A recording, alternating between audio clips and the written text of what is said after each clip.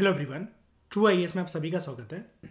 Chapter 8 को हम लोग स्टार्ट करते हैं अपने पोस्ट इंडिपेंडेंस के पर्सपेक्टिव से, और चैप्टर 8 का नाम है रीजनल एस्पिरेशंस। ठीक है, इस चैप्टर में हम बेसिकली ये देखेंगे, देखो एक चीज़ समझते हैं पहले छोटी सी, तभी ये चैप्टर समझ में आएगा, वरना इस चैप्टर का बेस नहीं बनेगा। हमारे कॉन्स्टिट्यूशन का आर्टिकल 1 ये कहता है Bharat as a republic, India as a union. इसमें हम लोग किसी भी टेरिटरी को कशिश मर्ज तो कर सकते हैं, लेकिन किसी भी राज्य के पास, किसी भी रीजन के पास ये अधिकार नहीं है कि वो इस देश से अलग होकर एक सेपरेट कंट्री की डिमांड करने लगे और उसकी डिमांड को स्वीकार कर लिया जाए। राइट। आर्टिकल 1 यही कहता है। सब लोग एग्री करते हो उस चीज से? ठीक है। अब क्या हुआ था कशिश, आपको याद होगा, वैसे चैप्टर में भी हम पढ़ेंगे 1975। ये ईयर भले याद ना हो, लेकिन आपको कशिश एक latest state to merge with India, Sikkim याद होगी कुछ साल पहले। याद है कशिश? में एक एग्जांपल बताता रहता हूं, दूध का ग्लास और वो चीनी वाला। राजा आया भारत के प्रधानमंत्री के पास, यहां के राजा का नाम था चोग्याल। चोग्याल को खतरा था कि जो चाइना है वो इस पर कब्जा कर लेगा सिक्किम पर। सिक्किम उस टाइम पर एक और मतलब एक इंडिपेंडेंट स्टेटस एंजॉय कर रहा था तब तक कंट्री का। काफ़ी कम लोग ये वाली बात जानते हैं। तो यहाँ पर क्या हुआ कशिश, जैसे ये चोग्याल है, ये आया भारत के प्रधानमंत्री से मिला कि हमें अपने आप में मर्ज, हमें हिंदुस्तान में मर्ज कर दो। अब जैसे मतलब मान लो एक बता रहा हूँ मैं, यहाँ पर एक इंसिडेंट हुआ। हमारे लीडर ने इसको एक दूध का ग्लास थमाया हाथ में, ठीक है। दूध का ग्लास पूरा का पूरा भरा हुआ था। इससे बोला गया कि ये देखो दूध का ग्लास भरा हुआ है, अगर हम तुम्हें इसमें एक चम्मच और डाल लेंगे ना, एक चम्मच समझ के, तो कशिश ये ओवरफ्लो होने लगेगा, दूध के ग्लास से दूध निकल जाएगा। राइट कशिश? लॉजिकल बात है ना? तो हमारे लीडर्स का समझाने का इसको मकसद कशिश ये था कि वो ये बोलना चाहते थे जगह नहीं है हिंदुस्तान में, नहीं कर सकते मर्ज, क्योंकि फिर कशिश 100 प्रकार के झंझट नहीं होते कि यूटी बनाओ इसको, फिर स्टेट बनाओ, है ना, इसको पावर्स दो, फिर इसका सीएम बनाओ, विधानसभा बनाओ, विधान परिषद बनाओ, इलेक्शंस होंगे, है ना। क्यों इतनी सरदर्दी पाली? नहीं चाहिए भाई। कोई आपके घर में कशिश कोई बेवजह चला आ रहा है, कशिश मुझे भी रख लो जरा अपने कमरे में प्लीज, थोड़ी देर के लिए अपने घर में रख लो, छत पे सो जाऊंगा मैं, तुम्हें देख देख के खुश होता रहूंगा। तुम कह रहे हो भाई नहीं चाहिए, जरूरत नहीं, फीलिंग खत्म हो गई इंसानों के लिए। नहीं कशिश? अब आप भी दूध का ग्लास लिए चले आए, वो खुश हो गया, शायद से कुछ अच्छी चीज होने वाली है। आपने बोला ये दूध का ग्लास मेरा घर है और इसके अंदर जगह नहीं है। आप बंदा कशिश इतना प्यारा, उसने चीनी की चम्मच ली और घोल दी इस ग्लास के अंदर कि देखो मैं इसमें मिठास का काम करूंगा, बर्डन नहीं डालूंगा।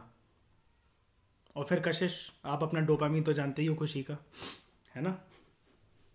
तेरा ही तो इंतजार था मुझे। तो आर्टिकल 1 कुछ इस प्रकार का, सिक्किम का मर्जर इस प्रकार से हुआ। लेकिन अब एक दूसरा मुद्दा, हमारे डेमोक्रेटिक पॉलिटिक्स के अंदर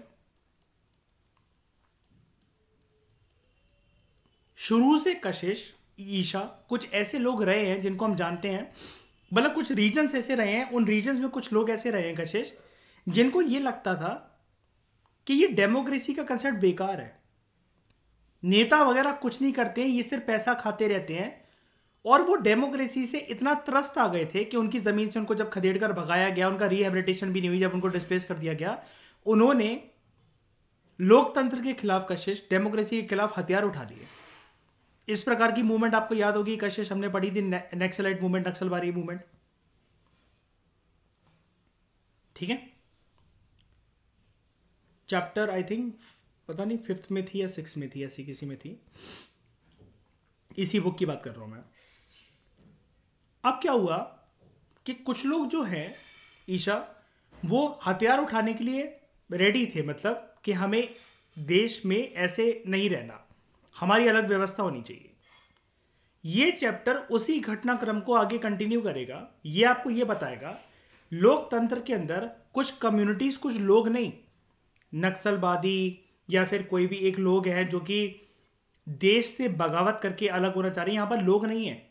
यहां पर किसी किसी रीजन्स को कशिश ऐसा फील होगा कि हमें जो भारत की सरकार है वो निगलेक्ट कर रही है, मतलब पूरे के पूरे रीजन को ऐसा फील होगा। जैसा कि मैं एक चीज बताता हूं, कशिश आपने ट्रेलर देखा होगा शायद से, अभी एक मूवी आई थी आयुष्मान खुराना की, उसके अंदर बेसिकली ये दिखाया गया था कि नॉर्थ ईस्ट के लोग भारत से चिड़े हुए हैं, वो उनको क्योंकि चिंकी चिंकी बोलते हैं हम लोग उनको। मुझे पता नहीं उसका नाम क्या है, मैंने ऐसा कुछ ट्रेलर देखा था अभी कुछ टाइम पहले। और ये वाली बात सच है कि नहीं है बताओ? पहाड़ी लोग अपने ही लोग होते हैं, नॉर्थ ईस्ट के लोग हमारे ही लोग हैं। लेकिन शुरू से कशिश एक बात बताना, नॉर्थ ईस्टर्न्स को ऐसा फील नहीं होता क्या कि भारत पूरा एक हिंदुस्तानी अलग रह रहे हैं और हमें एक अलग पर्सपेक्टिव से देखा जा रहा है? बताओ। आपको तो कशिश कोई भी मोमोज लगाता हुआ मिलता, आप तो यही पूछ लेते हो ना, भाई चाइना से है जापान से है? उनका आंसर होता है मैडम नागालैंड से आए हैं, असम से आए हैं, अरुणाचल से आए हैं। ऐसा क्यों बोल रहे हो? आपके आप ही का खून है, हम में भी हिंदुस्तान का। अब यहां पर कुछ कुछ रीजन्स जो हैं, देखो, कुछ होंगे कशिश जो बगावत पर उतरेंगे, कुछ होंगे जो प्यार से मूवमेंट चलाएंगे। लेकिन इस चैप्टर में हम ये देखेंगे, चैप्टर का नाम क्या है? Regional aspirations. एस्पिरेशंस मतलब क्या कशिश? आपके भी जिंदगी में कुछ ख्वाब होंगे, कुछ आप चाहते होगे, कुछ आप बनना चाहते होगे। अगर इन एस्पिरेशंस को आपको कोई हर वक्त वेट करवाता रहे, आज, कल, परसों, नरसों, तरसों, एक महीना, एक साल, आपकी सब्र की अति हो जाएगी और आप कहोगे मैं समझ गया कि मेरा अस्तित्व कुछ भी नहीं है इस घर के अंदर और मैं घर छोड़ के जा रही हूं, मैं अपना आशियाना बसाऊंगी। सिमिलरली कुछ लोग इस प्रकार से बगावत पर उतर आए। मैं ये नहीं कह रहा कि सारी की सारी वॉलेंट थी। उनकी डिमांड बेसिकली कशिश ये थी, हमें इस देश से अलग कर दो, सेपरेट कंट्री बनाने का हमें अधिकार दे दो। आपको पता होगा जब राज्य बनाने का अधिकार ही जब इतना लेट मिलता है तो कंट्री बनाने का अधिकार तो कैसे ही मिल सकता है? याद है कशिश, आजादी के पहले से चली आ रही थी वो मूवमेंट, विशाल आंध्रा मूवमेंट, है ना, जिसमें पोटी श्रीरामुलु जो है वो फिर फास्ट पर बैठता है और फिर आंध्र प्रदेश एक सेपरेट राज्य बनकर आता है, चैप्टर 1, है ना। ये भी कहानी कुछ वैसी ही है कशिश, लेकिन ये कहानी, अब आप कहोगे कशिश के ये कहानी, ये जो रीजनल एस्पिरेशंस है या जो ये बगावत वाली बातें इन्होंने शुरू के चैप्टर में क्यों नहीं डाल दी, फिर सेपरेट चैप्टर क्यों बनाया? क्योंकि कशिश इस टाइम पर क्या था, उस टाइम पर तो नेशन बिल्डिंग हो रही थी। अब क्या है कि नेशन के अंदर हमारी स्टेबिलिटी आ चुकी है इस टाइम पर। आप दशक देखो, 1980s का टाइम चलेगा, यहाँ पर स्टेबिलिटी नहीं आ चुकी है? बताना जरा कशिश, 1947 में कोई देश आज़ाद हुआ और 1980 आ चुका है। ये लगभग जो हमें दिख रहा है 30 से 40 साल का जो समय है, क्या इसमें स्टेबिलिटी नहीं आ जाती है? बताना जरा। और इतना कुछ हमने देखा कि इमरजेंसी के बाद डेमोक्रेटिक सरकारें बनी, फिर से लेसन्स देखे हमने इमरजेंसी के, है ना। लेकिन उसके बाद भी कुछ रीजन्स अगर ऐसी डिमांड करने लग जाएं कि हमें सेपरेट कंट्री बना दो, और फिर ये जो रीजनल एस्पिरेशंस हैं कि सेपरेट कंट्री बना दो, ये आर्टिकल 1 के साथ क्लैश करें, तो इसका मतलब कहीं ना कहीं कशिश लोकतंत्र जो है वो वीक पड़ गया है, थोड़ा सा बूढ़ा पड़ गया है, राइट? थोड़ा सा ओल्ड हो गया लोकतंत्र, हमारा डेमोक्रेसी का कंसेप्ट, है ना। क्योंकि अगर कशिश, अगर आप किसी को खुश रख रहे हो तो वो कभी ये तो नहीं कहेगा कि मुझसे अलग हो जा, मुझे साथ नहीं रहना। एक होता है कि फ्लोर का बंटवारा करना, आपने किसी का फ्लोर बना दिया, first floor, second floor, third floor, building में ही सब लोग साथ रहने, सबके फ्लोर अलग अलग है, चाचा चाची वगैरह, पापा मम्मी वगैरह, ये लोग सब एक फ्लोर पे नहीं रह सकते, तो बिल्डिंग एक ही है लेकिन फ्लोर अलग अलग है। लेकिन यहां पर तो फिर हमें कुछ ना कुछ दिखता है ना कि परिवार का कोई एक सदस्य जो है वो खुश नहीं है अगर वो बिल्डिंग ही अलग खरीदने की बात करने लगे तो, राइट? अगर वो कहे कि हम इस घर में नहीं रहना, हम कहीं और जाके रहेंगे, किसी और स्टेट रहेंगे। तो क्या आपको ये रीजनल एस्पिरेशंस का कंटेक्स्ट समझ में आया सबको? स्टार्ट करें अब इस चैप्टर को। यहां पर सबसे बड़ी बात मुझे बताओ, ये क्लैश किसके साथ करेगा? आर्टिकल 1 के साथ। कशिश देखने वाला मुद्दा इस चैप्टर में ये है, ये रीजनल एस्पिरेशंस क्या आर्टिकल 1 को हिला पाएंगी, यानी कि सरकार के अंदर कुछ नरमी आएगी क्या, कुछ नरम एटीट्यूड आएगा क्या, कि वो बोल दें हाँ ठीक है सेपरेट कंट्री बना लो? क्या किसी के साथ ऐसा करा गया? वो देखेंगे हम इस चैप्टर के अंदर। तो ये जितनी कहानी लिखी हुई है ना, ये यहां से यहां तक मैंने आपको ये सारी बता दी, और वो कौन कौन से रीजनल एस्पिरेशंस कहां कहां से उठेंगी वो भैया हम देखेंगे इस चैप्टर के अंदर। सबसे पहले हम ये मीनिंग जानते हैं। कल को अगर कशिश यूपीएससी में क्वेश्चन आ जाए कि region, what do you mean by the term regional aspiration, तो रीजनल एस्पिरेशंस एक लोगों की एस्पिरेशंस ऐसी होती हैं जो कि यूजुअली एक्सप्रेस करी जाती हैं in the form of language उस पर्टिकुलर रीजन की, जिनसे लोकल पॉपुलेशन वाकिफ होती है।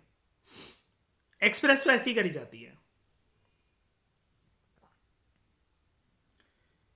रीजनल एस्पिरेशन जो है हमेशा उसका हमें एक क्लैश देखने को मिलता है नेशनलिस्ट सेंटिमेंट्स के साथ। और क्या वो क्लैश रिजॉल्व हो पाता है तो नेशन में डेमोक्रेटिक प्रोसेस इंटैक्ट रहेगा या फिर वो टूट जाएगा, वही देखना पड़ेगा हमें। आपको यकीन नहीं आएगा कशिश और बाकी सब लोग, रीजनल एस्पिरेशंस एक इतना स्ट्रांग मुद्दा होता है। एनडीए गवर्नमेंट सबसे पहली बार अभी कशिश 2014 में ही बनी ना अभी करंट सरकार। नागालैंड में पीएम और काउंसिल ऑफ मिनिस्टर बात करने गए थे। अभी हम चैप्टर में जानेंगे वो कौन थे, किसकी कौन लीडर्स थे जिससे बात करने गए थे। पीएम को मजबूर होकर बात करने जाना पड़ा था कि ये अपनी जो मूवमेंट है सेपरेट डिमांड जो तुम कर रहे हो कंट्री की, इसको शांत कर दो। क्योंकि डेमोक्रेसी में ऐसी किसी मूवमेंट को कशिश आर्मी से शांत करवाना, आर्म फोर्स से शांत करवाना, हम लोग अपनी कंट्री को लार्जेस्ट डेमोक्रेटिक कंट्री कहते हैं, मतलब डेमोक्रेसी के अंदर सबसे ज्यादा बेहतरीन जो नमूना होता है वो भारत की डेमोक्रेसी का दिया जाता है। उसके अंदर आर्म फोर्सेस इनको सप्रेस नहीं करवाया जा सकता, और कशिश कोई फायदा भी नहीं है ना सप्रेस करवाने का। जबरदस्ती किसी से कोई काम करवाया जा रहा है, वो मार के पीट के आपसे करवा भी लिया जाए तो आपके दिल के अंदर थोड़ी ना वो चीज बस जाएगी। ये चीज है। तो ये देखते हैं हम लोग कि रीजनल एस्पिरेशंस क्या है, और ये शुरू की जो डिमांड थी जैसे विशाल आंध्रा मूवमेंट या नेक्सलाइट मूवमेंट, उनसे कैसे अलग है। ठीक है, स्टार्ट करते हैं। Reason and the nation. 1980s को एक ऐसा पीरियड देखा जाता है जहां पर रीजनल एस्पिरेशंस राइज हुई हमारे देश के अंदर। किसके लिए? मेन मुद्दा था, इस कीवर्ड को याद रखना कशिश, ऑटोनॉमी। ऑटोनॉमी मतलब यार बहुत हो गया, अब आजादी चाहिए। अब आजादी चाहिए। आजादी किससे चाहिए? सेपरेट एक मकान में सेपरेट फ्लोर करने से पर्सन खुश नहीं है, वो कह रहा है मुझे पूरा का पूरा एक अलग एक घर चाहिए, यानी कि पूरी कंट्री चाहिए। अब ये चीज क्लैश किसके साथ करती है? This is often outside the framework of the Indian union. अब कशिश ये कीवर्ड पता है क्या है जो मैंने इसके ऊपर इतनी कहानी पेली आपको। Often outside the framework of Indian union का मतलब है आर्टिकल 1 के साथ क्लैश करता है, यानी कि संविधान तो कभी ऐसा नहीं अलाउ करेगा ना कशिश। संविधान में तो ये अलाउ ही नहीं है ना। अगर ऐसा है कशिश तो चलो कल चलते हैं हम दोनों जंतर मंतर बैठ जाते हैं वहां पर जाके कि सेपरेट कंट्री बना दो इसको, दिल्ली को और हरियाणा को। फिर पता ना लेडी पुलिस के जब डंडे पड़ते हैं कशिश क्या होता है। These movements frequently involved armed exertions by the people। यहां पे लोगों ने ना हथियार उठा लिए। यहां पर लोगों ने हथियार उठा लिए। अब मैं वही वाली बात आपसे बार बार कह रहा हूं, ये आप कहोगे हथियार तो नेक्सलाइट मूवमेंट के टाइम पर भी उठाए थे, ठीक है, और भी मूवमेंट्स हुई थी छोटी छोटी, उसके टाइम पर भी उठाए थे।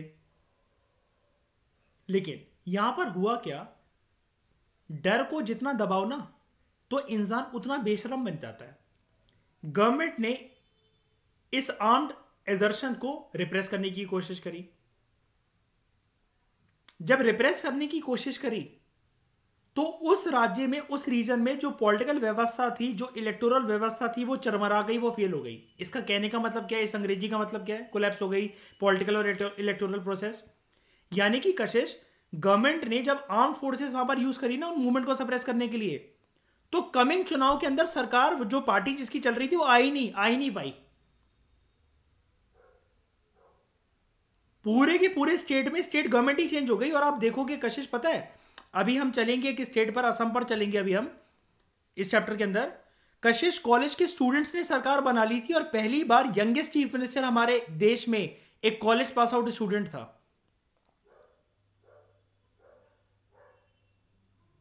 यंगेस्ट सीएम था। मतलब वो चल नहीं भाई, ऑब्वियसली बात है, अब वो क्या ही जाने मतलब कि कैसे देश चल पाता है। हालांकि काफी टाइम तक चला ली थी, लेकिन इतना भी नहीं कि स्टेबिलिटी को मेंटेन कर सके। कॉलेज के स्टूडेंट्स ने आसू, ऑल असम स्टूडेंट यूनियन, ये बनाई थी। मुद्दा क्या? बांग्लादेशी रेफ्यूजीज, याद है कशिश 1971 बांग्लादेश वॉर? बाहर उठाकर फेंको उनको। हम लोग रोहिंग्यास को एक्सेप्ट क्यों नहीं कर पा रहे हैं कशिश? रोहिंग्यास का मुद्दा सुना होगा आपने, क्यों नहीं कर पा रहे हैं हम लोग एक्सेप्ट उनको? अमित शाह जी ने बोला, होम मिनिस्टर ने, कि ये दीमक की तरह है। बहुत कंट्रोवर्सी मच गई थी पिछले साल उस बात पे, क्योंकि ऑलरेडी जो नॉर्थ ईस्टर्न जो टेरिटरीज हैं वहां से अभी तक ये बांग्लादेशी रेफ्यूजीज का मुद्दा नहीं मिटा है। 12th क्लास याद है कशिश अपनी, जो हमने एक चैप्टर पढ़ा था loss spring, Sahib Alam and Mukesh? तो साहिब आलम ये बांग्लादेशी रेफ्यूजी था, याद है 12वीं क्लास? वही था बांग्लादेशी रेफ्यूजी, जो दिल्ली में आई थिंक पता नहीं कहा सीमापुरी में आकर रह रहे होते हैं वो लोग, है ना। It is also not surprising that most of these struggles were long drawn. आराम से ये मुद्दे शांत होने वाले तो नहीं है। कशिश एक बार बताओ, अगर बगावत होते होते सरकार ही वहां पर चेंज हो गई, तो इसका मतलब सरकार अब डर गई है ना। इसका मतलब कि पूरा का पूरा जो स्टेट है वो इंटैक्ट है ना, कि कंट्री बनाओ। और उनके साथ जो नेगोशिएशंस करनी है, जो सेटलमेंट करनी है, जो टर्म्स एंड कंडीशंस करनी है, वो बहुत मुश्किल है। जैसा कि अभी मैंने आपको ऊपर बताया, मोदी जी मिलने गए थे नागालैंड में जिन जिन लोग बगावत कर रहे थे। नागालैंड से कशिश एक बगावत चल रही है कि नागालैंड से कुछ लोग अलग होकर एक कंट्री की डिमांड कर रहे हैं, ग्रेटर नागालैंड। अब रिप्रेस करके कुछ होगा तो नहीं। आपको क्या लगता है कशिश के पीएम तक को बुला लिया लोकल लीडर्स ने, जिनके नाम तक नहीं जानते हिंदुस्तानी? ऐसी क्या बात है भाई उसमें कि पीएम तक को दिल्ली से चलकर वहां तक जाना पड़ा? क्योंकि कशिश आर्म्ड रेबिलियन करोगे तो क्या होगा? सरकार तख्ता पलट हो जाएगा, आएगी नहीं तुम्हारी सरकार कभी वहां पर। तो पीसफुल सरकार मतलब इतना समझ गई कशिश, है ना, कि पीसफुल नेगोशिएशन से टेबल पे बैठ के ही बातचीत हो सकती है। जैसे यूएसए को समझ में आ गया अफगानिस्तान में कि तालिबान को ऐसे आर्म्स का यूज करके नहीं हटाया जा सकता, है ना। तो इसके लिए क्या होगा कशिश, हम इस चैप्टर में ना एक शब्द यूज करेंगे बार बार। जो ये सेटलमेंट होगी ना, तो आपके और मेरे बीच में जो एग्रीमेंट होगा ना, वो बातूनी एग्रीमेंट नहीं होगा, वो प्यार भरा एक व्हाट्सएप मैसेज नहीं होगा, वो एक पूरा का पूरा चिट्ठा बनेगा। आप किसी और कंट्री के साथ तो चिट्ठा बना ही रहे कशिश, हम लोग अपने लोगों के साथ बनाने, मतलब ये जो सेपरेट कंट्री की डिमांड कर रहे हैं कशिश, है तो ये सारे लोग हिंदुस्तानी ना जो बगावत कर रहे हैं, और सरकार भी हिंदुस्तान की है, राइट। तो आज के बाद कशिश विद इन द कंट्री जब भी कोई टर्म यूज करोगे ना, तो एग्रीमेंट शब्द का कभी यूज मत करना यूपीएससी में कशिश। आप हमेशा आज के बाद बोलोगे एकॉर्ड साइन हुआ है, क्या बोलोगे कशिश? और बाकी लोग एकॉर्ड साइन हुआ है। कभी भी कशिश आज के बाद हम एग्रीमेंट अब यूज नहीं करेंगे। अब मैं आपको डिफरेंस बता देता हूं, जो कि मैं आपसे कह रहा था शुरू में यूपीएससी की जर्नी में, कि मैं आपको एक दिन क्लियर करूंगा ये एग्रीमेंट और एकॉर्ड के बीच में फर्क क्या होता है। ये कशिश हम लोगों को पीएसआईआर में भी मदद करेगा नंबर लेने में। कैसे? एग्रीमेंट कशिश दो कंट्रीज के बीच में होता है, दो कंट्रीज के प्रेसिडेंट या पीएम के बीच में होता है, ठीक है। एकॉर्ड एक स्पेशल टर्म्स एंड कंडीशंस होती हैं कशिश, जिसमें ना आप तोड़ नहीं सकते इस चीज को। अब पाकिस्तान के साथ हमारे इतने सारे एग्रीमेंट साइन हो चुके हैं कि हम दोबारा बगावत नहीं करेंगे, बॉर्डर्स पे इन्फ्रिंजमेंट नहीं करेंगे, लेकिन पाकिस्तान बार बार अपना औकात नहीं दिखाता है कशिश, बताना जरा, है ना। जब एकॉर्ड एक बार ही साइन हो जाता है ना, तो ऐसा माना जाता है कि ये ना पत्थर की लकीर है, काइंड ऑफ पत्थर की लकीर है। इसमें अब पार्टीज जो है वो बगावत पे नहीं उतरेंगी। और फिर अकॉर्ड में ये चीज होती है कि कशिश अगर अब इस अकॉर्ड के टर्म्स एंड कंडीशन को वॉयलेट कराना, तो ये अकॉर्ड पूरे देश के सामने होता है, जनता के सामने होता है, उस रीजन के लोगों के सामने होता है। अब अगर इस अकॉर्ड को वॉयलेट करा जो लोग बगावत कर रहे थे, तो आर्म्ड, क्या बोलेंगे उसको, सरकार का आर्म्ड फोर्सेस का यूज करना ना फिर जस्टिफिएबल एक्शन होगा। समझ गए ना? जब टेबल पे बैठ के कशिश आपकी और मेरी बातचीत हो ही चुकी है, उसके बाद भी फिर आप उसको ब्रीच करने की कोशिश करो, अब तो बंदूकें उठाऊंगा फिर मैं,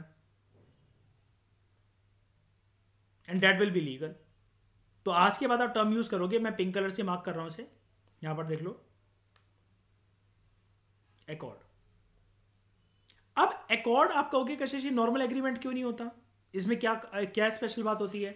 एकॉर्ड हमेशा ना एक तो होता है विद इन द कंट्री, इसके कुछ पैरामीटर्स लिख लो कशिश, मतलब ये आपको पूरे, मतलब ये आपको ना इस चैप्टर में पक जाओगे एकॉर्ड वर्ड सुनते सुनते बार बार, विद इन द कंट्री, इसलिए मैं एक ही बार में क्लियर कर दे रहा हूं।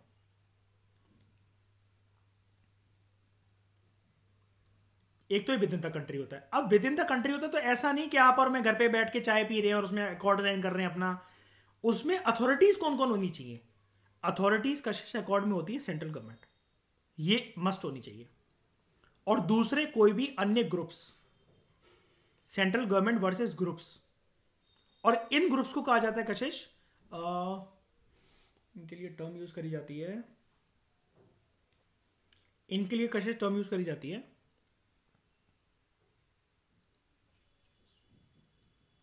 Secessionist groups.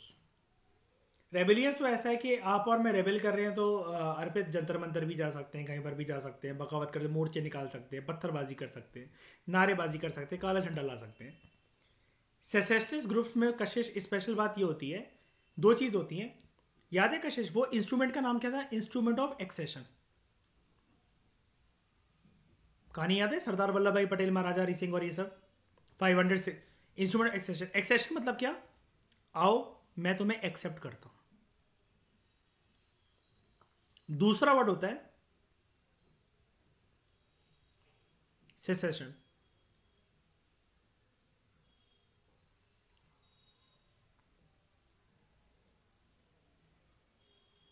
बगावत।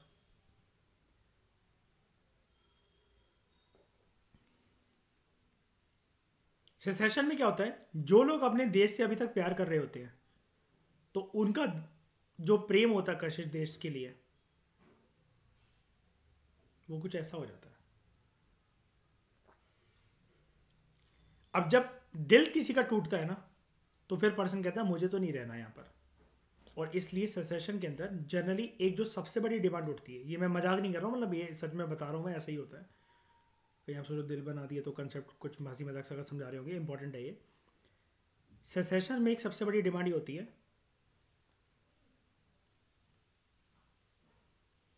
आई वॉन्ट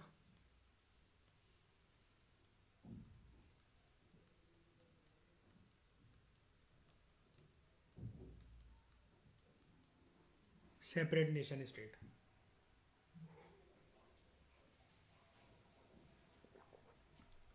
तो देखो यहां पर किन किन लोगों के बीच में साइन होगा ये? Central government and groups.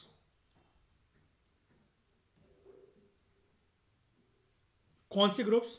जो कि एक ऑटोनॉमी की मूवमेंट चला रहे हैं, ऑटोनॉमी की मूवमेंट चला रहे हैं। ऑटोनॉमी की मूवमेंट मतलब क्या? यही चीज।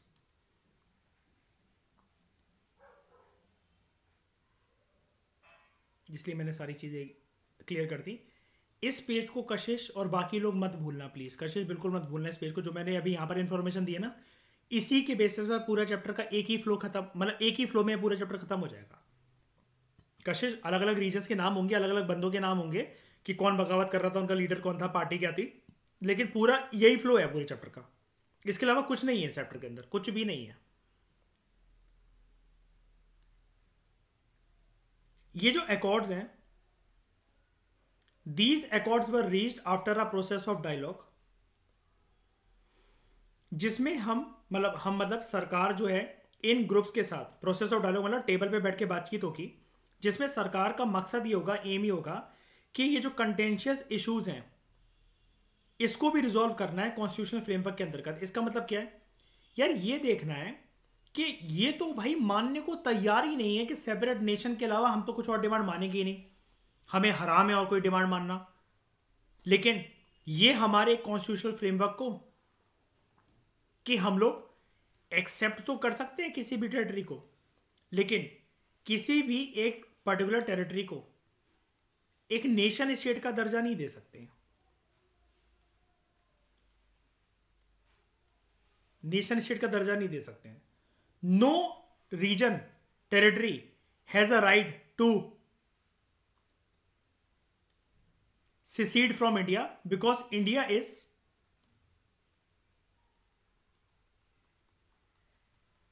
a union. अब कॉन्स्टिट्यूशनल फ्रेमवर्क कशिश एक और बात का है, याद है कशिश, जम्मू एंड कश्मीर को आर्टिकल 370 के अंतर्गत स्पेशल राइट्स मिलते थे, सेपरेट फ्लैग, खुद का नेशनल एंथम, है ना, ये सारी चीजें, खुद का कॉन्स्टिट्यूशन। हम लोग एक चीज जानने में कशिश चूक जाते हैं, ये जो स्पेशल स्टेटस था जम्मू एंड कश्मीर के पास, अब तो नहीं है, लेकिन ये और भी स्टेट्स के पास है कशिश प्रेजेंटली। जम्मू एंड कश्मीर का तो हटा दिया गया है, और भी स्टेट्स के पास है। उसके क्लॉजेस होते हैं 370, 371, clause A, clause B, clause C. एक एग्जांपल दे रहा हूं मैं प्रॉपर तरीके से, लक्ष्मीकांत में बताऊंगा। Clause A for example Maharashtra के लिए, बी आंध्र प्रदेश के लिए, सी कर्नाटका के लिए। हर एक राज्य में जहां जहां बगावत की डिमांड उठी थी ना, तो कॉन्स्टिट्यूशन फ्रेमवर्क में कशिश कुछ ऐसी चीजें डाली गई थी कि इनको थोड़ा सा स्पेशल स्टेटस देना चाहिए। लेकिन लोग तो सिर्फ यही चीज जानते हैं, जो गधे होते हैं वो सिर्फ यही जानते हैं, आर्टिकल 370।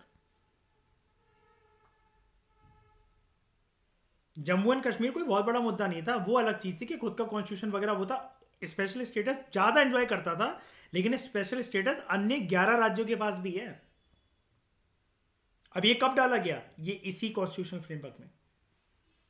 लेकिन ये जो जर्नी थी ना कशिश अकॉर्ड को साइन करवाने की, जो ये ग्रुप्स हैं, ये आसान है क्या? विरोधी दल के नेता को, जो कि सेपरेट कंट्री बनाने की डिमांड कर रहे हैं, इनको टेबल पे बिठा के सेंट्रल गवर्नमेंट के लिए बातचीत करना आसान है क्या कशिश?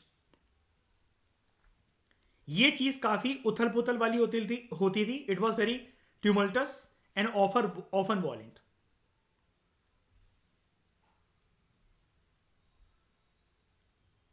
इस चक्कर में कभी कभार आप ऐसा देखोगे कि किसी ने डिस्ट्रिक्ट कलेक्टर को किडनैप कर लिया, सीएम के बेटे का कत्ल कर दिया, रेलवे के ट्रैक्स उड़ा दिए, लोगों को बंदी बना लिया। मतलब बात मनवाने के लिए, जैसे हम पिक्चरों में देखते हैं, ये सारी चीजें यहां पर होती हैं। सीएम तक को किडनैप कर लिया कहीं कहीं केसेस में, जंगलों में ले गए, पता ही नहीं रखा। हालांकि वो काम लगते हैं हम लोगों को कि ये तो नक्सलवादी लोगों के काम है, लेकिन कभी कभार वॉलेंट पाथ जब इन ग्रुप्स के द्वारा अपनाई जाती थी अपनी बात मनवाने के लिए, तो सरकार को भी घुटने टेकने पड़ते थे। कौन कौन से केसेस में घुटने टेकने पड़े वो देखेंगे इस चैप्टर के अंदर। अलग अलग स्टेट्स की कहानियां पढ़ेंगे, सारी कहानी ऑलमोस्ट सारे की स्टेट की कवर हो जाएगी आपकी इस चैप्टर में हमेशा के लिए।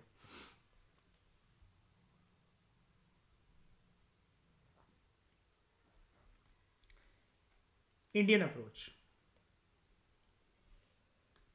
राइटर हमसे कह रहा है कि जब हम लोग ये जो बुक पढ़ते हैं, उसमें हम इस बुक में एक बेसिक प्रिंसिपल के अक्रॉस आए हैं हमेशा, बार बार हमारे देश में जो फॉलो होता है, कि इंडियन अप्रोच टू डाइवर्सिटी। हमारे संविधान में बोल रखा है ये चीज कि भारत में डाइवर्सिटी जो है, it is a accepted principle. यानी कि इसका मतलब क्या है? India as a nation, it shall not deny जो अलग अलग डिफरेंट रीजन्स के जो राइट्स हैं और जो लिंग्विस्टिक ग्रुप्स के जो राइट्स हैं, वो सरकार जो है वो डिनाई ना करे, ताकि लोग खुद के अपने इंडिविजुअल कल्चर को रिटेन कर सके।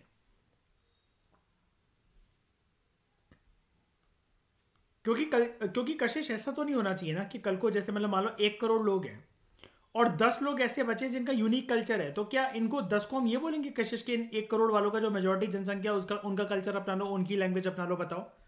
हमारे देश में तो ये चीज है ना कि सबके लिए रिस्पेक्टफुल चीज है ना। सारे के सारे हरियाणा में मान लो कशिश के सारे लोग सरनेम यूज कर रहे हैं चौधरी, तो आपके भी घर पे कल को कोई आए कि तुम भी अपना कपूर सरनेम हटा के चौधरी रख लो, तो ये कोई लॉजिकल बात है कशिश? बताओ। कशिश कहेगी हरियाणा का नाम चेंज ना कर दूं मैं। We decided to live a united social life without losing the distinctiveness of the numerous cultures that constituted it. इसका मतलब क्या है? एक जो प्रिंसिपल है, ये जो बकरा है ना अंग्रेजी फालतू की, यहां पर हमारे देश के अंदर कशिश ये प्रिंसिपल एग्जिस्ट करता है, यूनिटी इन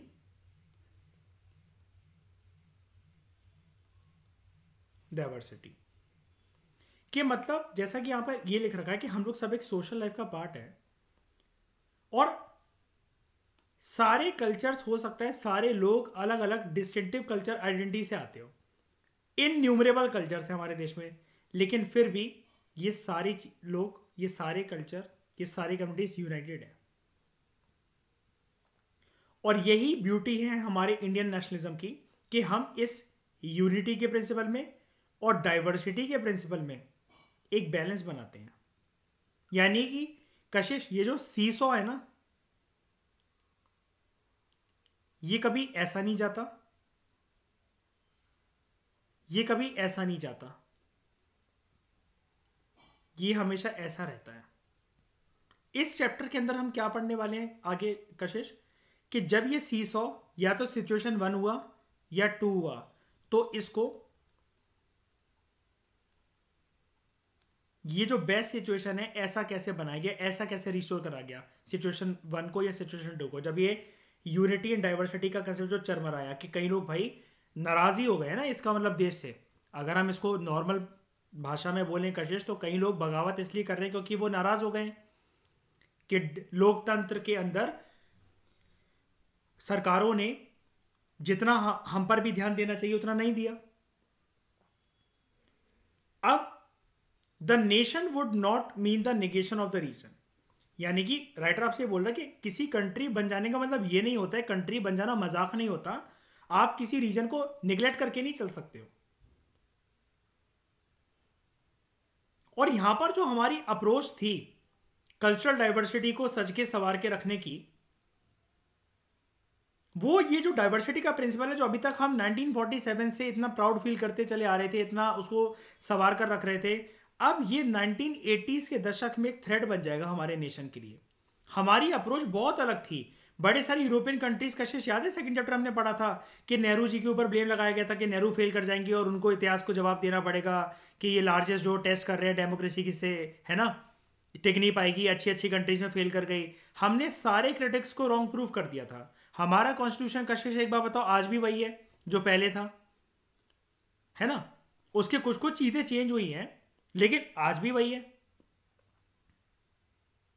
11th क्लास के अंदर हमने कशिश एक एनसीईआरटी में एक चैप्टर पढ़ा था, याद है, चैप्टर 11 था शायद से, वो constitution as a living document, कि जब ये बोला जाता है कि जो स्केलेटन है वो तो कॉन्स्टिट्यूशन है लेकिन उसका फ्लैश एंड ब्लड जो है ये आर्टिकल्स और ये सब है, सिचुएशन के हिसाब से, वक्त के हिसाब से इनका अमेंडमेंट भी करा जा सकता है। याद है 11th क्लास की एनसीईआरटी, ये चीज है। तो India adopted a democratic approach to the question of diversity. हमने डाइवर्सिटी के प्रिंसिपल को बहुत अच्छे से सच के संवार के रखा। डेमोक्रेसी जो है, डेमोक्रेसी की ब्यूटी इस बात में लाई करती है कि यहां पर जो रीजनल एस्पिरेशंस उठी ना, उनका एक पॉलिटिकल एक्सप्रेशन पॉसिबल है।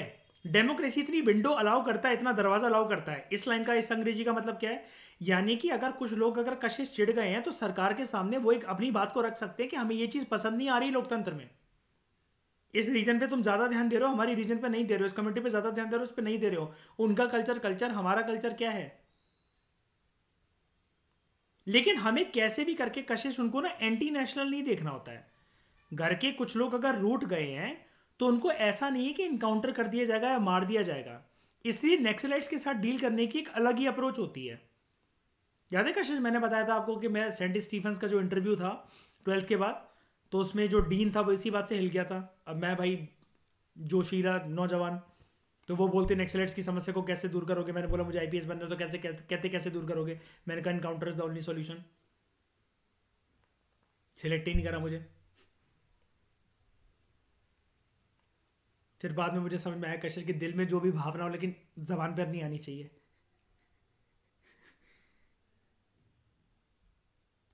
एंटी नेशनल नहीं मानना है इनको, ये हमारे ही लोग हैं, अपने लोग हैं। घर से अगर आप चिढ़ गए हो कशिश, तो इसका मतलब ये थोड़ी ना है कि आपको फिर कभी घर के अंदर एंट्री नहीं मिलनी है। बिसाइड्स, डेमोक्रेटिक पॉलिटिक्स जो है, it allows parties and groups to address the people on the basis of the regional identity, regional aspirations और स्पेसिफिक रीजनल प्रॉब्लम्स। तो डेमोक्रेटिक पॉलिटिक्स में ये जो रीजनल एस्पिरेशंस हैं ये बल्कि स्ट्रेंथन होती हैं, हमें इसको वीक पॉइंट नहीं समझना चाहिए। ये हमारे लिए कशिश, ये राइटर ये कह रहा है कि ये हमारे लिए एक अपॉर्चुनिटी है। यानी कि एक तो अब बात सामने आई कि कौन कौन चिढ़ा हुआ है, फिर एक तो हमें दूसरा पॉइंट ये था कि हमें इनको एंटी नेशनल नहीं देखना है, और फिर अगर हम ये जो नट बोल्ट जो ढीले पड़ गए हैं, यानी कि जो देश से बगावत करने पे उतर आए हैं, इनको सरकार को कम से कम ये तो पता लग गया ना कशिश के इन नट बोल्ट को कसना है, तभी गाड़ी प्रॉपर तरीके से चल पड़ेगी। क्योंकि देश में कशिश, एक बात बताओ कशिश, ऐसा कौन सा एक पर्सन होता है या ऐसी कौन सी पोस्ट होती है या कौन सा रीजन या कौन सा स्टेट होता है इंडिया में जो कि इंडिया को महान बनाता है? बताओ, कोई एक है क्या? हम किसी भी इंसान को कशिश ये कह सकते हैं ये हिंदुस्तान के ऊपर बोझ है, फालतू है? झूठ कशिश, मन में तो तुम्हारे है। देखो तुम भी थ्योरेटिकल बातें कर रहे हो, सेंट स्टीवेंस वाली। At the same time democratic politics also means that regional issues और जो प्रॉब्लम्स हैं इनको एडिक्वेट अटेंशन मिले और पॉलिसी मेकिंग के प्रोसेस में इसकी भी एकोमोडेशन हो। इसकी एकोमोडेशन होने का कशिश ये मतलब है, यहाँ पर ये एंगल है कि जब भी सरकार पॉलिसी बनाए ना, तो वो पॉलिसी कशिश ऐसी नहीं होनी चाहिए कि कोई एक रीजन या कोई एक कम्युनिटी प्रभावित हो रही है। इसका एक एग्जांपल दूं कशिश, रियल एग्जांपल जिससे आप लेटेस्ट कनेक्ट भी कर पाओगे। यार अभी एग्रीकल्चर बिल आया कशिश, ठीक है, एक साल जो किसान है वो हाईवे पे बैठ के प्रदर्शन करते रहे, लेकिन उस पॉलिसी का कशिश परिणाम निकला कि अल्टीमेटली सरकार को विड्रॉ करने पड़े कि नहीं करने पड़े वो बिल्स? बताओ। तो वेस्ट हो गई कि नहीं वो पॉलिसी मेकिंग? अगर इसी बात का सरकार ने ध्यान रखा होता, एक एग्जांपल मैं दे रहा हूँ, वो सही है कि गलत है ये मुद्दा नहीं है, एक एग्जांपल दे रहा हूँ मैं, कि सरकार ने अगर ये ध्यान रखा होता कि कौन कौन इसे चढ़ेगा कौन कौन नहीं चढ़ेगा, हम पहले से एड्रेस कर दें, तो उतना टाइम भी बच जाता है ना। और जो मेन रिसोर्सेज या कहीं कहीं लोगों की जान गई या जो भी हुआ, एक साल खेती बाड़ी का जो लॉस हुआ, ये सारा नहीं होता है ना। तो हमें इन सब चीज़ों को पॉलिसी मेकिंग में अकोमोडेट करके चलना होता है। इसलिए कशिश, जैसे मतलब मान लो कल को आपके नाम पर जैसे कमिटीज बनेंगी ना, आपने एग्जाम निकाला कपूर कमेटी, तो उसमें आपको 1 से 2 साल का वक्त सरकार इसलिए देती है रिकमेंडेशन देने में कि आप ना सारी चीज़ों को सोचकर वो ला सको। क्योंकि आप कल को कशिश ऐसी अपनी एक कमेटी में ये कह दो कि सरकार ने आपको एक अपॉइंट करा एज अ मेंबर कि कशिश ये बताओ कि कशिश कपूर जी आप ये बताइए कि देश में और पैसा कहाँ से जनरेट हो सकता है? हम टैक्स कर रहे हैं, इंपोर्ट कर रहे हैं, एक्सपोर्ट कर रहे हैं, सब चीज़ें कर रहे हैं, लेकिन और पैसा कहाँ से आ सकता है? तो आपने बोला साउथ इंडिया में जो बड़े बड़े टेम्पल्स हैं इनके पट खोल दो, इनके दरवाजे खोल दो, भर भर के सोने के भंडार पड़े हुए हैं, अंदर विष्णु जी लेटे हुए हैं, ये खोल दो। अब कशिश ये चीज़ कहना, आप तो पहले पर्सन तो होगी नहीं जिसके दिमाग में ये वाली बात आई होगी, है ना। लेकिन आपको लोगों की जो धार्मिक भावनाएं हैं उसको उसका भी तो ध्यान रखना पड़ेगा। मतलब you are making economic policy that is very good, लेकिन इंडिया के अंदर ये जो कल्चर है और जो धार्मिक भावनाएं हैं इस पॉलिसी मेकिंग के अंदर आप इस चीज़ को भी तो निगलेक्ट नहीं कर सकते हो, बताओ, है ना। तो कपूर कमेटी की रिकमेंडेशन संभाल के निकालना, ठीक है। तब भी तुम्हारा मेरे पास भी फ़ोन आएगा, ज़रा बताना ज़रा इसमें क्या करना है। थोड़ा ऑनलाइन आ, गूगल मीट पर आ जाओ, ज़रा बता दो। सच एन अरेंजमेंट में sometimes lead to tensions and problems. कभी कभार ऐसा हो जाता है जब पॉलिसी मेकिंग अच्छी ना हो और जब रीजनल एस्पिरेशंस का ध्यान न रखा जाए तो टेंशंस और प्रॉब्लम्स आ जाती हैं। समटाइम्स जो कंसर्न होता है नेशनल यूनिटी का, वो रीजनल नीड्स को ओवर शेडो कर देता है। यानी कि क्या होता है कशिश, जैसे मतलब मान लो हम ना बार बार एक गाना गाए जा रहे हैं, nation nation nation nation nation, ठीक है, कंट्री कंट्री कंट्री। उसके चक्कर में क्या होता है कशिश, कुछ कुछ रीजन्स जो है ना उनकी डिमांड सप्रेस होकर रह जाती है, राइट।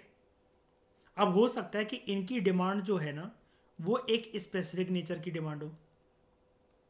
एग्जाम्पल बताता हूँ, नेशन में कशिश एक डिमांड उठी कि आने वाले टाइम में क्लाइमेट चेंज होने की वजह से बरसातें कम होंगी, तो देश में अभी से इंतजाम कर लिया जाए, जितने जितने ज़्यादा इरिगेशन प्रोजेक्ट्स आ सकते हैं उतने आने चाहिए। अब कशिश ये सोचा गया कि इरिगेशन प्रोजेक्ट तो बेस्ट तो उन्हीं रीजन्स में आ सकेंगे जहाँ पर नदियाँ वगैरह होती हैं या पानी के सोर्सेज होते हैं, राइट। अब वहाँ पर एक इशू आ गया कि जो ट्राइबल्स वगैरह ना वो डिस्प्लेस होंगे। अब कशिश अगर हम इसको नेशनल लेवल से देखें तो ये तो हैप्पी हैप्पी सिचुएशन है ना, लेकिन जिन जिन रीजन्स में जिन जिन लोगों को डिस्प्लेस होना पड़ेगा उस नदी के किनारे या जहाँ पर वो झूम कल्टीवेशन कर रहे हो या कुछ भी कर रहे हो, उनके लिए तो दुखद खबर है कि नहीं है ये। अब अगर फोर्सफुल तरीके से इरिगेशन ऐसे प्रोजेक्ट्स आने लग गए तो मुझे एक बार बताना, ये सिर्फ एक स्टेट तो होंगी नहीं जहां जहां से नदियां बह रही हैं। क्या मैं ऐसा बोल सकता हूँ कशिश यहाँ पर कम से कम 3 से 5 राज्य या 3 से 5 रीजन चढ़ जाएंगे इस बात से? बताओ। और फोर्सफुल डिस्प्लेसमेंट होने का मतलब है कशिश जब हम जिंदगी में सब कुछ खो देते हैं ना तब हमारा डर खत्म हो जाता है। जिस दिन सब कुछ खो देता है ना इंसान, उसका डर खत्म हो जाता है, उसके बाद वो किसी चीज से नहीं डरता। फिर क्या होगा?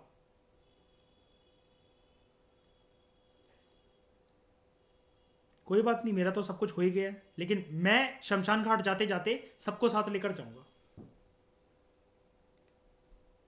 Armed rebellion.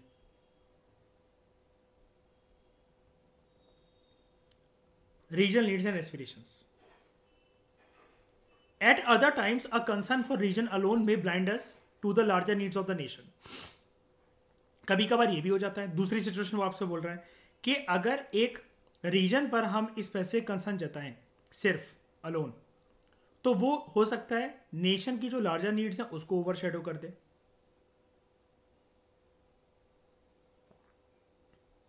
यानी कि हमने एक पर्टिकुलर स्टेट या एक पर्टिकुलर रीजन पर जीडीपी का एक मेजर पार्ट खर्च कर दिया, उससे उस रीजन का कशिश भला हो जाएगा, लेकिन बाकी बाकी जो राज्य हैं वो चढ़ जाएंगे, राइट? बाकी राज्य चढ़ जाएंगे।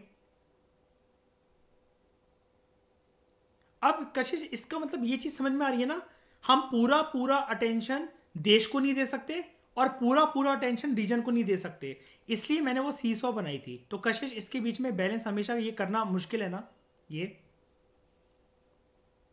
है ना। इसलिए प्रधानमंत्री हर कोई नहीं बन सकता, गर्दन और इरादे मजबूत होने चाहिए उसके लिए।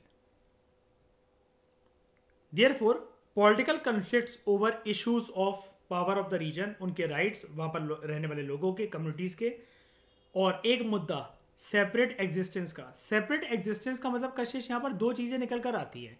एक तो जैसे पोट्टी श्रीरामुलु की बात को मानते हुए आंध्र प्रदेश की जो लेजिटिमेसी थी उसको हमने एक सेपरेट एक स्टेट बना दिया। स्टेट को क्या कहेंगे हम लोग कशिश? हम लोग जानते हैं ना, हम इसको प्रोविंस कहते हैं, वैसे तो पॉलिटिकल लैंग्वेज हम इसको प्रोविंस कहते हैं। स्टेट तो क्योंकि आपको पता है कशिश PSIR लैंग्वेज के अंदर वैसे तो कंट्री होती है ना, प्रोविंस बना दी हमने, यानी कि जिसको हम नॉर्मल बोलते हैं स्टेट, जैसे दिल्ली, हरियाणा वगैरह, ये सब जितनी भी चीज़ें हैं प्रोविंसेस, ये बनाती हैं। लेकिन यहाँ पर सेपरेट एग्जिस्टेंस की डिमांड जो है वो कभी कभार खतरा पैदा कर सकती है। क्यों कशिश? अगर एक की भी डिमांड मान ली जाए तो फिर बाकी लोग नहीं डिमांड करेंगे, बाकी रीजन्स डिमांड नहीं करेंगे कि बताओ उनको तो कंट्री बना दी, हमें भी बनाओ। और आपको पता है ये चीज़ बहुत अच्छी तरीके से कशिश के पोटी श्रीरामुलु की डिमांड को मानने के बाद कितनी सारी मूवमेंट शुरू हो गई थी हमारे देश के अंदर, और ऐसा करते करते फिर 2014 में हमें इसको भी मानना पड़ा, तेलंगाना की मूवमेंट को। हरित प्रदेश की मूवमेंट चल रही है उत्तर प्रदेश में, विदर्भा आई थिंक महाराष्ट्र में, वहां पर चल रही है। तो याद है कशिश, हमने 11th क्लास में एक चीज पढ़ी थी पॉलिटिकल साइंस की बुक में, देयर आर टू डिस्प्यूट जो कि नेशन के एग्जिस्टेंस को डिस्टर्ब करते कभी कभार, बॉर्डर एंड वाटर डिस्प्यूट्स, है ना, ये चीज़ है। और इसी की वजह से हमें ये चीज़ें बैलेंस करके रखने की जरूरत होती है ताकि हम अपनी यूनिटी इन डाइवर्सिटी के प्रिंसिपल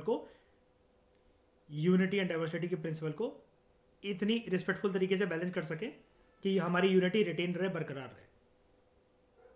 अब ये what were the areas of tension in all this, इसको हम जानेंगे अगली क्लास के अंदर, क्योंकि प्रिंसली स्टेट्स वगैरह के कंटेक्स्ट में भी राइटर आपको बताएगा कि हमने ये सब चीज़ें पढ़ी थी, JNK का मुद्दा। लेकिन अब ये जो बात है ना, ये अलग कैसे है भाई? ये अलग ऐसे है कि हमारे लोकतंत्र को स्थापित हुए अब काफ़ी साल हो चुके हैं, सिंस 1947, और ये सारे मुद्दे 1980s में उठेंगे। उनमें से सबसे इंटरेस्टिंग और मेरा फेवरेट पंजाब के अंदर insurrection movement, operation blue star, Jarnail Singh Bhindra वाले। इस डिस्कशन में फिलहाल लेते हैं। Thank you very much for discussion.